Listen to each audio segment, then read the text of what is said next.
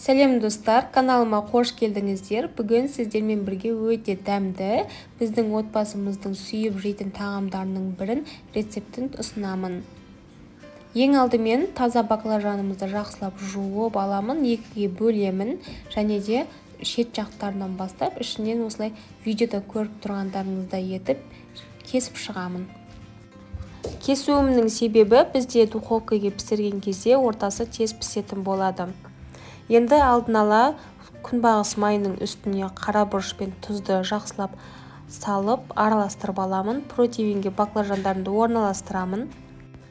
Жан жақтарының барлық жерлеріне күнбағыс май мен баклажандарымызды осылайша жағып шығамыз. Қызып тұрған пешке 20 минутқа жіберемін. Және де ортасы піскен кезде осылайша видеода көріп тұрғандарыңыздай қасықтың көмегімен шет жақтарынан барлық ішін алып шет жаққа қойып қоямын.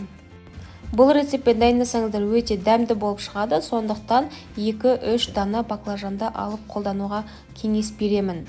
Енді ішіне салатын салмамызды дайындаймын. Кішкене ғана күнбағыс майының үстіне қызып тұрған табада тартылған етті салып, жақсылап суы тартылғанша қуырамын. Қуырылып болғаннан кейін үстіне 4 бұрышты етіп туралынған пияз, қызанақ және болгар бұрышын барлығын салып, жақсылап қуырып аламын. Жаз мезгілінде көкөністердің мол уақытысында өте тез дайындалатын және ең дәмді рецептерінің бірі осы болып табылады. Енді барлығын салып болғаннан кейін жақсылап жұмсарғанша қуырып аламын. Дәміне қарай тұз саламын, қара бұрыш саламын. Барлығын жақсылап араластырамын.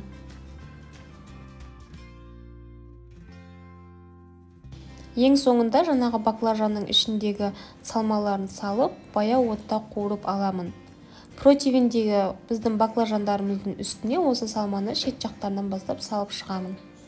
Дастарханға ұсынар алдында пешке 220 градусқа 10-15 минутқа жіберемін. Және де ең бастысы үстіне неше түрлі салмамен салсаңыздар болады. Ол яғни ірімшікпен немесе майдалап туралынған картоппен, пюремен дайындасаңыздар да өз фантазияларыңызға қарай неше түрлі эксперимент жасап көрсеңіздер де болады. Осымен біздің ең жеңіл әрі дәмді кешкі асымыз дайын болды. Сіздермен болған Гүлназ, міндетті түрде дайындап көріңіздер. Бұл өте дәмді және де өте пайдалы рецептерінің бірі. Сіздермен болған Гүлназ, келесі видеода кездескенше күндеріңізге сәттілік.